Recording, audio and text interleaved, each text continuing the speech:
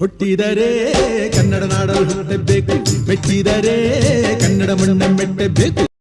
ನಮಸ್ಕಾರ, ಎಲ್ರಿಗೂ ಸ್ವಾಗತ. ಮತ್ತೊಂದು ಹೊಸ ದೆವ್ವದ ಕಥೆಯೊಂದಿಗೆ. ಎಲ್ಲರೂ ಚೆನ್ನಾಗಿದ್ದೀರಾ ಅಂತ ಅಂದ್ಕೊಂಡಿದ್ದೀನಿ. ಈ ಒಂದು ಕತೆ ನಡೆದಿರೋ ಬಂದ್ಬಿಟ್ಟು ಬೆಂಗಳೂರಲ್ಲಿ.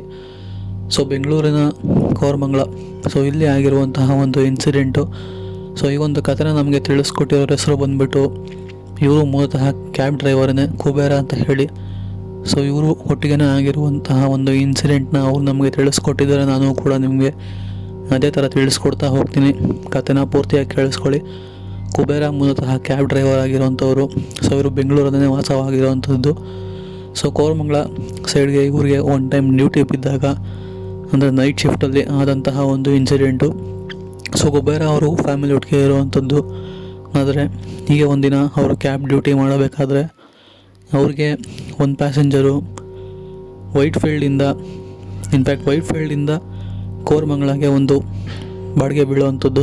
ಅವರು ಕೂಡ ಕ್ಯಾಬ್ ಡ್ರೈವರ್ ಅಲ್ಲಿಂದ ಅವ್ರನ್ನ ಪಿಕ್ ಮಾಡಿಕೊಂಡು ಕೋರಮಂಗಲಗೆ ಡ್ರಾಪ್ ಮಾಡ್ತಾರೆ ಒಬ್ಬ ವ್ಯಕ್ತಿನ. ನಂತರ ಅವರು ಕೋರಮಂಗಲ ಹಿಡ್ಕೊಂಡು ಅಲ್ಲಿಂದ ಹೋಗ್ಬಿಡ್ತಾರೆ. ಅಂದರೆ ಆ ಸಮಯ ಎಷ್ಟಾಗಿತ್ತು ಅಂತಂದರೆ, ಇವರು ಕ್ಯಾಬ್ನ ಅವರು ಡ್ರಾಪ್ ಮಾಡಿದಾಗ ಸುಮಾರು 10ರಿಂದ 10:30 ಆಗಿರುವಂಥದ್ದು.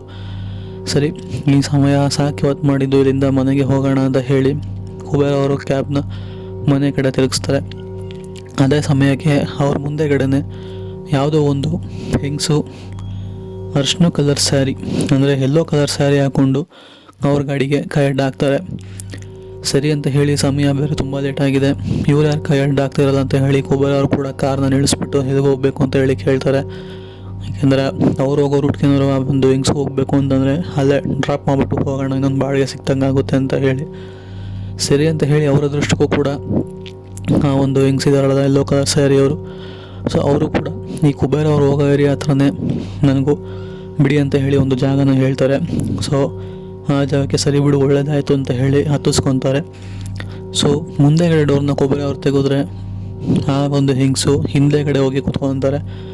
ಮುಂದೆಗಡೆ ಡೋರ್ ತೆಗೆದಿದ್ರು ಬಂದಿಲ್ವಲ್ಲ ಬಿಡು, ಮೋಸ್ಟ್ಲಿ ಅವ್ರಿಗೆ ಮುಜುಗರ ಆಗ್ಬೋದೇನೋ ಅಂತ ಹೇಳಿ ಹಿಂದೆಗಡೆ ಕುತ್ಕೊಳ್ಳಿ ಅಂತ ಹೇಳಿ ಕುಬೇರ ಅವ್ರು ತಂಪಾಡುತ್ತಾ ಕ್ಯಾಬ್ನ ಓಡಿಸ್ಕೊಂಡು ಹೋಗ್ತಾ ಇರ್ತಾರೆ. ಸ್ವಲ್ಪ ಸಮಯ ಕಳೀತಿದ್ದಂಗೆ ಹಿಂದೆಗಡೆ ಒಂದು ವೈಟ್ ಕಲರ್ ಸ್ಯಾರಿ ಹಾಕ್ಕೊಂಡಿರೋರು, ಯೆಲ್ಲೋ ಕಲರ್ ಸ್ಯಾರಿ ಹಾಕ್ಕೊಂಡಿರೋಂಥವ್ರು ಏನೂ ಕೂಡ ಮಾತಾಡ್ತಾನೆ ಇರೋದಿಲ್ಲ, ಶಬ್ದನೂ ಕೂಡ ಮಾಡ್ತಿರೋದಿಲ್ಲ. ಏನೋ ಒಂಥರ ಕಾರ್ ಖಾಲಿ ಇದೆಯೇನೋ, ಯಾರೂ ಇಲ್ವೇನೋ ಡ್ರೈವರ್ನ ಬಿಟ್ಟರೆ, ಆ ಥರ ಒಂದು ಫೀಲು ಕುಬೇರ ಅವ್ರಿಗೆ ಆಗ್ತಿರುತ್ತೆ. ಸರಿ ಬಿಡು, ಮಾತಾಡೋದಕ್ಕೇನೋ ಭಯ ಇರ್ಬೋದೇನೋ ಅಂತ ಹೇಳಿ ಕುಬೇರ ಅವ್ರು ಕೂಡ ಸುಮ್ಮನೆ ಕಾರ್ನ ಓಡಿಸ್ಕೊಂಡು ಸುಮ್ಮನೆ ಮುಂದೆಗಡೆ ಇರುವಂತಹ ಮಿರರ್ನ ಅಡ್ಜಸ್ಟ್ ಮಾಡಿ ಹಿಂದೆಗಡೆ ಸೀಟ್ನ ಆ ಒಂದು ಹಿಂಗ್ಸ್ನ ನೋಡ್ತಾರೆ. ಬಟ್ ಅವ್ರು ನೋಡಿದಾಗ ಅವ್ರಿಗಾದಂತಹ ಒಂದು ಗಾಬರಿ ಅಥವಾ ಭಯ, ಆ ಮೂಮೆಂಟ್ ಎಕ್ಸ್ಪ್ಲೇನ್ ಮಾಡೋದಕ್ಕೂ ಕೂಡ ಆಗಲ್ಲ. ಆ ಥರ ಒಂದು ಮೂಮೆಂಟ್ ಆಗಿರುವಂಥದ್ದು.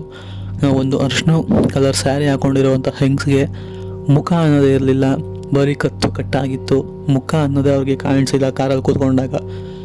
ಆ ಥರ ಒಂದು ಗಾಬರಿ ಬಿದ್ದು ಗಾಡಿನ ಸಡನ್ನಾಗಿ ಬ್ರೇಕ್ ಹಿಡಿದು ನಿಲ್ಲಿಸಿ ಆ ಗಾಡಿಯಿಂದ ಇಳಿದು ಓಡೋಗಿರುವಂಥದ್ದು. ಕುಬೇರ ಅವರು ಸ್ವಲ್ಪ ದೂರ ಓಡೋಗಿ ನಂತರ ಸುಮಾರು ಸಮಯ ಬಿಟ್ಕೊಂಡು ಬಂದು ಆ ಒಂದು ಕಾರ್ ನೋಡಿದಾಗ ಆ ಕಾರಲ್ಲಿ ಯಾರೂ ಕೂಡ ಇರೋದಿಲ್ಲ. ಇಲ್ಲಿ ಯಾವ ರೇಂಜಿಗೆ ಗಾಬರಿ ಬಿದ್ದಿರುವಂಥದ್ದಂದರೆ, ಆ ಒಂದು ಹೆಂಗಸಿಗೆ ತಲೆನೇ ಇಲ್ಲ. ಆ ಥರ ಒಂದು ಗಾಬರಿ, ಆ ಥರ ಒಂದು ಇನ್ಸಿಡೆಂಟ್ನ ಫೇಸ್ ಮಾಡಿರುವಂಥದ್ದು ಕುಬೇರ ಅವರು. ಇದೇನು ಗ್ರಾಚಾರ ಗುರು, ಇಲ್ಲಿ ಈ ಒಂದು ಹೆಂಗಸಿಗೆ ತಲೆನೇ ಇಲ್ಲ, ಅಲ್ಲಿ ನೋಡಿದ್ರೆ ಎಲ್ಲ ಕೂಡ ನೀಟಾಗಿ ಒಂದು ಪ್ರಾಪರ್ ಹೆಂಗಸರು ಆ ಥರ ಇರ್ತಾರಲ್ಲ ಆ ಥರ ಇಲ್ಲಿ ನೋಡಿದ್ರೆ ತಲೆನೇ ಇಲ್ಲ, ಇವಳಿಗೆ ಯಾರು ಎಲ್ಲಿಂದ ಬಂದಳು ಅಂತ ಹೇಳಿ. ನಂತರ ಇದು ಯಾವುದು ಆಕೃತಿನ ಯಾವುದು ಏನು ಗ್ರಾಚಾರ ಗೊತ್ತಿಲ್ಲ ಅಂತ ಹೇಳಿ ಅವರು ಕೂಡ ಕಾರ್ನ ಅಲ್ಲಿಂದ ತೊಗೊಂಡೋಗ್ಬಿಡ್ತಾರೆ. ನಂತರ ಕಾರ್ ತೊಗೊಂಡು ಮನೆ ಹತ್ರ ನಿಲ್ಲಿಸಿ ಅದ್ರ ಬಗ್ಗೆನೇ ಯೋಚನೆ ಮಾಡ್ತಾ ರೂಮ್ ಒಳಗಡೆ ಹೋಗಿ ಮಲ್ಕೊತಾರೆ. ಮನೆಯವರು ಊಟ ಮಾಡ್ಬಾ ಅಂತ ಕರೆದ್ರು ಕೂಡ ಅದಕ್ಕೆ ರೆಸ್ಪಾಂಡ್ ಅನ್ನೋದೇ ಮಾಡಿಲ್ಲ. ಬಿಕಾಸ್ ಗಾಬರಿ ಆಗಿರ್ತಾರೆ ಅವರು, ಅದನ್ನೇ ಯೋಚನೆ ಮಾಡ್ತಿರ್ತಾರೆ. ಸರಿ ಅಂತ ಹೇಳಿ ಬಿಡು, ಸುಸ್ತಾಗಿರ್ಬೇಕನ್ನೋ ಆಚೆ ಕಡೆ ಊಟ ಮಾಡ್ಕೊಂಡು ಮುಂದಿರಬೇಕು ಅಂತ ಹೇಳಿ ಮನೆಯವರು ಕೂಡ ಸುಮ್ಮನೆ ಆಗ್ತಾರೆ. ಕುಬೇರವರು ಕೂಡ ಹೋಗ್ಬಿಟ್ಟು ಮಲ್ಕೊತಾರೆ.